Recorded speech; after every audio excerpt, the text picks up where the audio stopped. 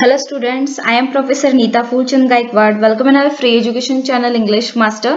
Dear students, आज के इस लेक्चर में हम पढ़ेंगे class 5 English text book series unit number 2 जो हमने पढ़ाकर ऑलरेडी अपलोड कर दिया है। उसमें का जो लेसन नंबर 13 है the adventures of Gulliver. Okay, so ये जो लेसन है ये फुल एक्सप्लेनेशन हिंदी में पढ़ा के ऑलरेडी अपलोड कर दिया है। डिस्क्रिप्शन में मैं प्लेलिस्ट की लिंक दे देती हूँ, प्लेलिस्ट में जाइएगा। हर एक लेसन यूनिट नंबर 1 का विद क्वेश्चन आंसर्स है, यानी कि कोई क्वेश्चन आंसर साथ में ही मैंने अपलोड किए हैं एक ही लेक्चर में और किसी के अलग अलग, यानी कि लेक्चर लेंदी ना हो इसके लिए।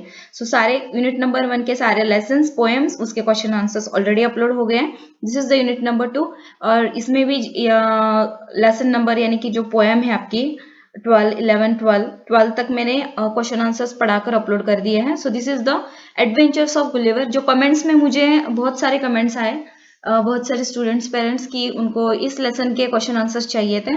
सो I am so sorry for the delay because of what कि मैं क्लास 1 से लेकर 12 तक इंग्लिश टेक्स्ट बुक सीरीज पे काम करती हूँ।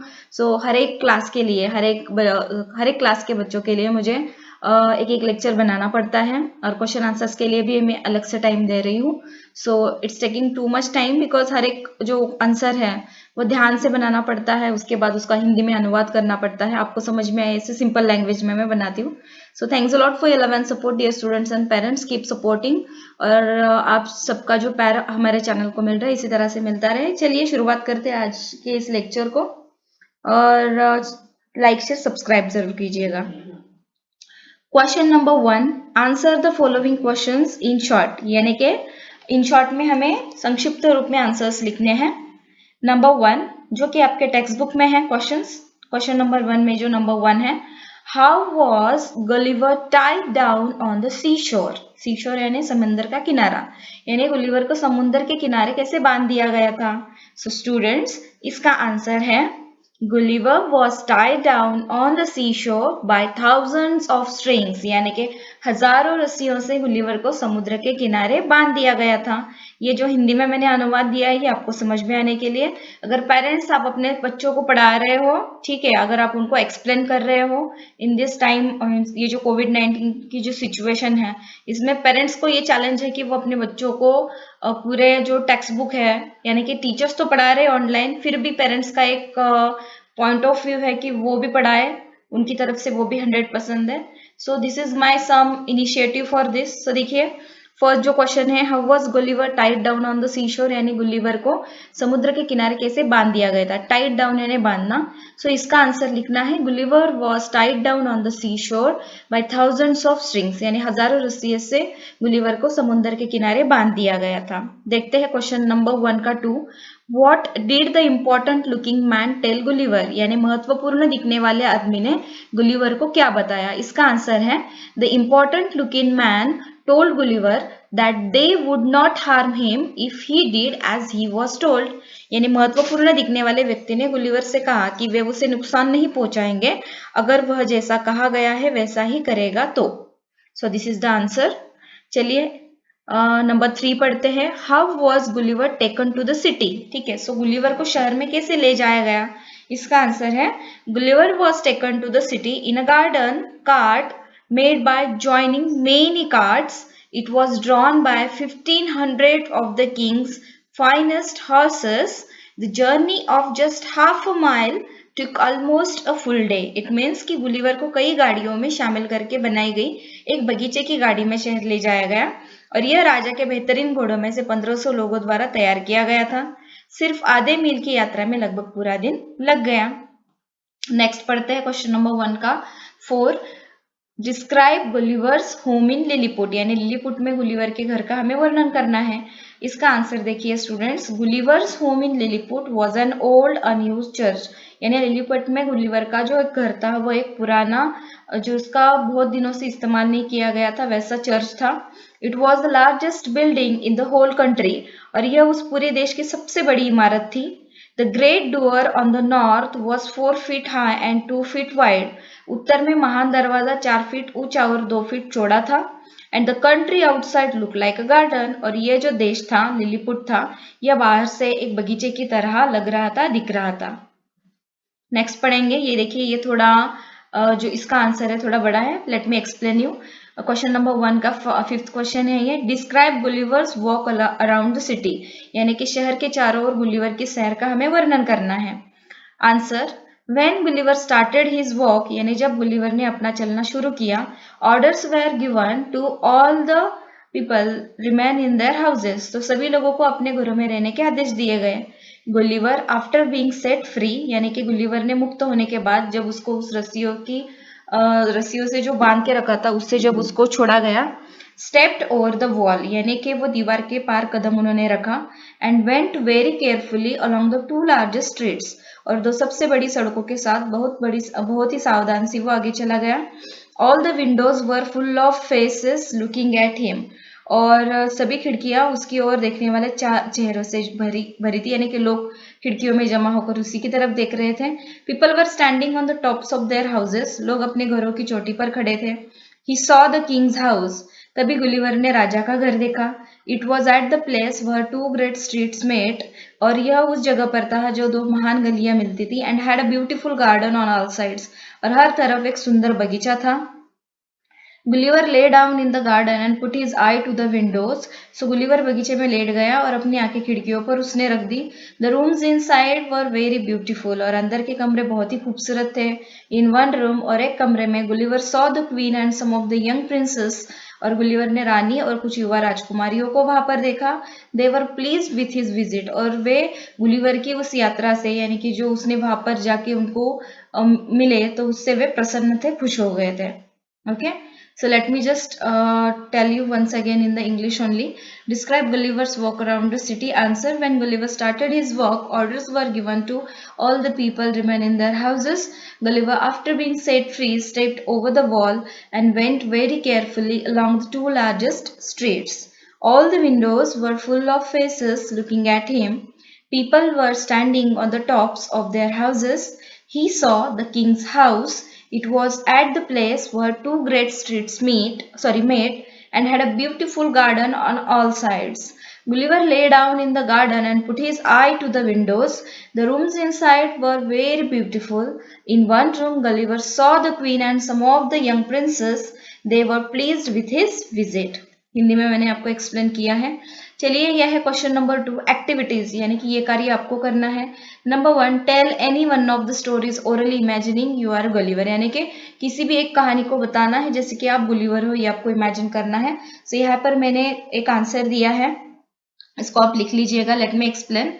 Answer, when I reach the shore, यानी कि जब मैं समुद्र किनारे पहुंचा। आई वॉज टायर्ड, मैं बहुत थका हुआ था। आई वेंट टू स्लीप, मैं सो गया। When I woke up, I found myself on strange place where I was lying on my back and I could not move, और जब मेरी नींद खुली तब मैंने खुद को एक अनजान जगह पर पाया और मैं अपनी पीठ के बल पर लेटा हुआ था और मैं हिल नहीं पा रहा था। Then I found myself fully held down to the ground with so many strings, और तब मेरे समझ में आया कि मेरे पूरे शरीर को जमीन से बांधा गया है हजारों रस्सियों से। After some time I saw so many mans over there on my body, थोड़ी देर बाद मेरे शरीर पर बहुत सारे आदमी आए। And they were not a half a foot high, और वो सारे आधा इंच भी ऊंचे नहीं थे, आधा फुट भी ऊंचे नहीं थे। By their dresses they seem to be soldiers, अपने पोशाक से तो वे सोल्जर सिपाही दिख रहे थे।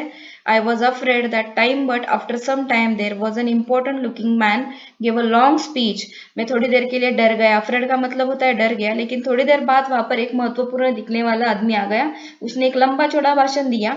And from his gestures I guess that he was trying to tell me that they would not harm me, कि वो अपने इशारों से, गेस्चर्स यानी इशारों से ये बता रहा था कि वो उसे कुछ हानि नहीं पहुंचाएंगे। And I also told them that I was hungry, और मैंने भी कहा कि मैं भी भूखा हूँ, हंग्री यानी भूखा होना। Then I had a giant meal from them, उसके बाद मुझे उनसे बहुत बड़ा एक खाना मिला। Then the king came out to meet me, उसके बाद उनका राजा मुझे मिलने आया।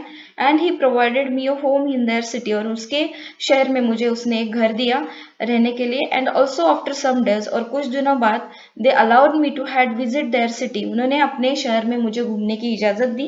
And I had a great experience of my life, और मुझे मेरे जीवन का एक बहुत ही अच्छा अनुभव मिला। सो स्टूडेंट्स, ये आप बता रहे हो स्टोरी, राइट? इस तरह से आपको लिखनी है, मैंने आपको एक्सप्लेन किया है। सो आप इसको अच्छी तरह से लिखिएगा और प्रिपरेशन कीजिएगा एग्जामिनेशन के दृष्टिकोण से। चलिए, अभी ये जो क्वेश्चन नंबर 2 का 2 है, write any one of the stories not as told by Gulliver but by some other person.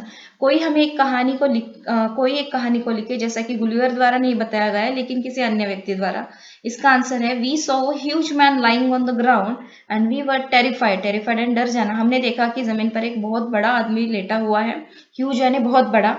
Who was this giant? और वो इतना बड़ा, हम सोच रहे थे वो इतना, ये इतना बड़ा आदमी कौन है, ये इतना बड़ा क्या है। We tied him down to the ground with all the strings। और हमने उसको जमीन पर बहुत सारे रस्सियों से बांध दिया। We could find in such a way that he was not able to move। और हमने इसकी खबरदारी रखी कि वह हिल ना सके। move यानी हिलना। Then we took our bows and arrows and climbed up his foot and stomach। और हमने फिर हमारे जो बोज यानी जो बाण रहते हैं, एरोज यानी जो धनुष्य रहते हैं, ठीक है, तो उसको लेकर उसके पैर से हमने पेट तक यानी कि क्या करने गए, हम चढ़ गए उसके शरीर के ऊपर। We stood ready to shoot him if necessary. और हम वहां पर खड़े थे, अगर कुछ हमें लगे तो हम उसको वो तीर उस पर चलाने वाले थे। But even though we were so ready we got frightened when he got up and give a loud scream. और फिर भी हम वहीं पे डटे रहे, लेकिन थोड़ी देर बाद वो उठा और वो जोर से चिल्लाया। Most of us ran back. हम में से बहुत सारे लोग तो भाग गए। Some jump down and injured themselves. और कुछ गिर गए और किसी को इंजर्ड, और कुछ लोग गिर गए और बाकी जो गिरे हुए लोग थे उनमें से थोड़े लोगों को थोड़ी सी हानि भी पहुंची, यानी कि उनको लग गया। सो this is the answer of this question. यहाँ पर देखिए नंबर 3, क्वेश्चन नंबर 2 का 3 है। Imagine that you are in a land of tiny people like Lilliput.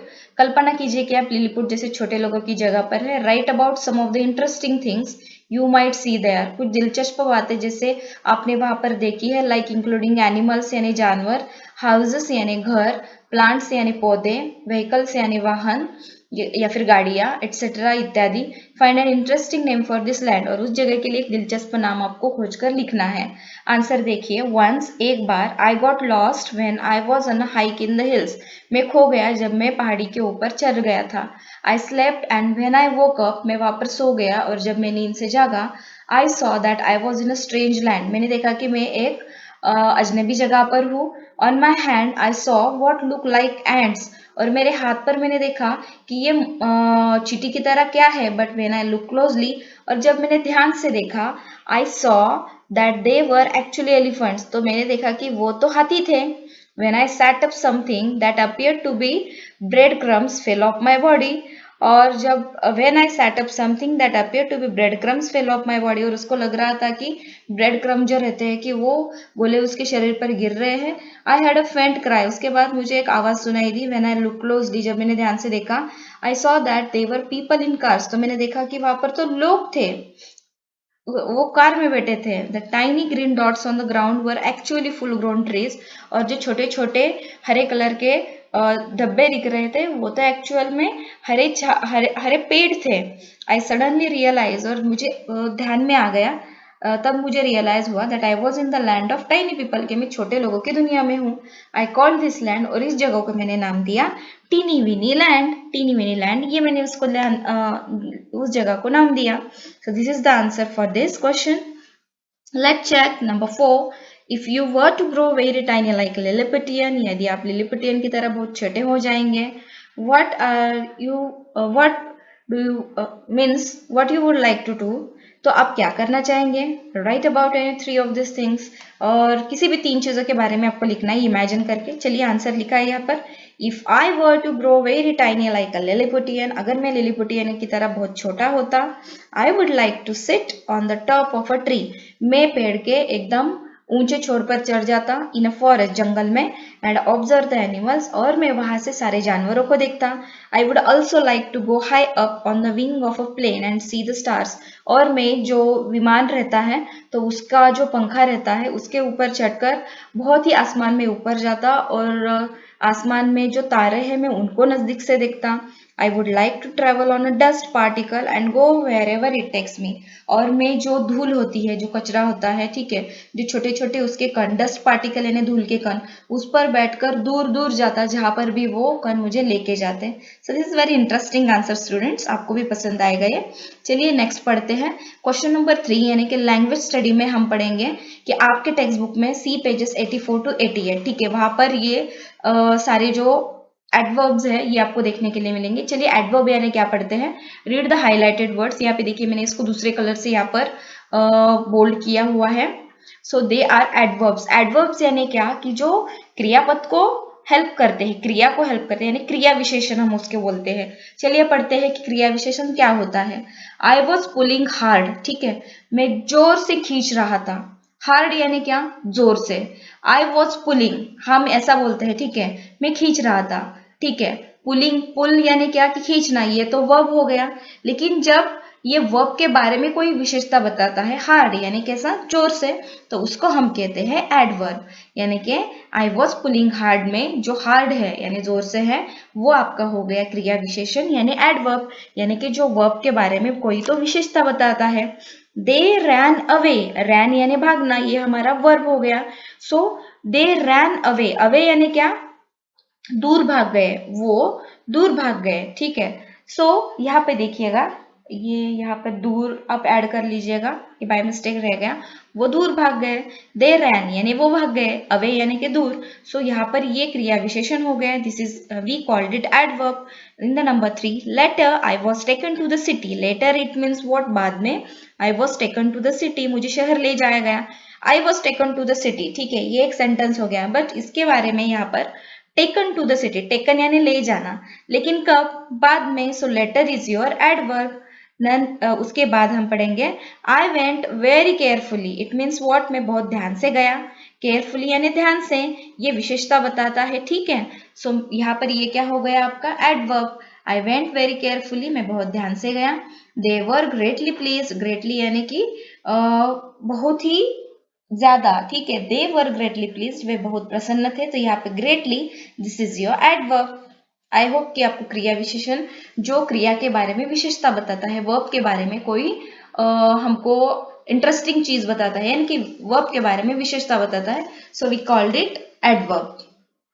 यहाँ पे देखिए number 2, find suitable adverbs for each of the following verbs at least 3 each. देखिए यहाँ पर जो पहले वाले दिए गए हैं, let me just take the highlighter, ठीक है। So this is the first, ये क्या है आपका वर्ब है, ठीक है, यानी कि क्रिया, और इसके बारे में हमको क्या, एडवर्ब यानी विशेषण इसको ऐड करने हैं, हमें विशेषता इसके बारे में बतानी है, तो वो क्या हो जाएंगे, एडवर्ब। तो वॉक का मतलब होता है चलना, और इसके रिलेटेड हमने 3 बनाया है वर्ड्स। वॉक स्लोली, स्लोली यानी धीरे, धीरे चलना, वॉक का मतलब चलना। वॉक के रिलेटेड यहाँ पर 3 एडवर्ब्स है। The first one walk slowly, it means धीरे चलना। वॉक स्टीडीली, तेजी से चलना। वॉक क्विकली, जल्दी चलना। ओके स्टूडेंट्स, आई होप कि आपको समझ में आ रहा है। स्पीक, इट मीन्स व्हाट, बोलना। So related speak, there are 3 words and 3 adverbs. देखिए यहाँ पर आ गए। स्पीक सॉफ्टली, धीरे से बोलना। स्पीक लाउडली, जोर से बोलना। स्पीक क्लियरली, स्पष्ट बोलना। पुश, पुश का मतलब होता है धकेलना। पुश जेंटली, धीरे धकेलना। पुश रफली, जोर से धकेलना। पुश हार्ड, ज्यादा जोर से धकेलना। सो ये सब एडवर्ब्स है, ठीक है, जो वर्ब के बाद आ रहे हैं वो एडवर्ब्स है। यहाँ पे देखिए this is the verb study यानी पढ़ना। स्टडी रेगुलरली, नियमित रूप से पढ़ना। स्टडी हार्ड, बहुत ज्यादा पढ़ना। स्टडी डेली, हर रोज पढ़ना। सिंग, सिंग का मतलब होता है गाना। सिंग वेल, अच्छे से गाना। सिंग बैडली, बुरी तरह से गाना। सिंग मेलोडियसली यानी मधुर गाना। वर्क का मतलब होता है काम करना, तो काम करने के रिलेटेड कौन से एडवर्ब्स आए हैं, वर्क ऑनेस्टली यानी क्या, ईमानदारी से काम करना। वर्क टायर्डली, थके हुए काम करना। वर्क इरेगुलरली यानी अनियमित रूप से काम करना। तो स्टूडेंट्स ये हो गए आंसर्स, ये जो हमने वर्ब्स रिलेटेड जो एडवर्ब्स वहां पर देखे हैं। Let check number 3, find the opposites of the following adverbs. Opposite यानी कि विरुद्धार्थी शब्द हम इसको बोलेंगे। सो यहाँ पर कुछ एडवर्ब्स आए हैं, सो उसके हम विरुद्ध में जो शब्द आए हैं वो पढ़ेंगे। चलिए ठीक है। हार्ड का मतलब क्या होता है स्टूडेंट्स, तो मैंने क्या किया है कि आपको मीनिंग भी बताया है समझ में आने के लिए। हार्ड का मतलब होता है कठिन, तो इसके विरुद्ध में क्या आएगा, इसके अपोजिट सॉफ्ट यानी मुलायम।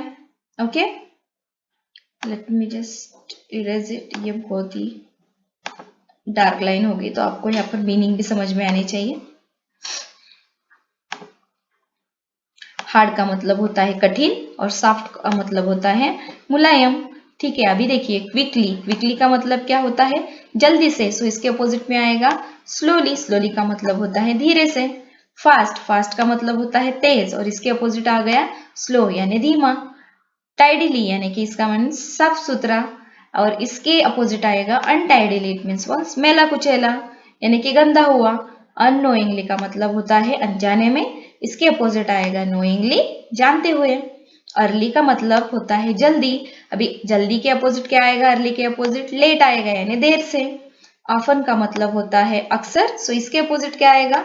रेयरली यानी शायद ही कभी यानी कभी कभी। नेवर, नेवर का मतलब होता है कभी नहीं, सो इसके अपोजिट क्या आएगा स्टूडेंट्स? ऑलवेज यानी हमेशा। ऑनेस्टली का मतलब होता है ईमानदारी से, इसके अपोजिट आएगा डिसऑनेस्टली यानी कि बेईमानी से। शेमफुली, ठीक है, शेमफुली का मतलब क्या होता है स्टूडेंट? शर्मनाक, इसके अपोजिट आएगा शेमलेसली यानी बेशर्मी से। ठीक है, सो आई होप कि आपको ये सारे जो क्वेश्चन आंसर्स ये अच्छे से समझ में आए हैं।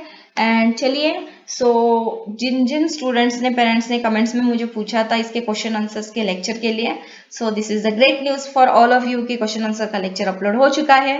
ज़्यादा से ज़्यादा शेयर कीजिएगा, लाइक कीजिएगा एंड कमेंट्स थ्रू अपना प्यार हमारे चैनल को ऐसे ही देते रहिएगा।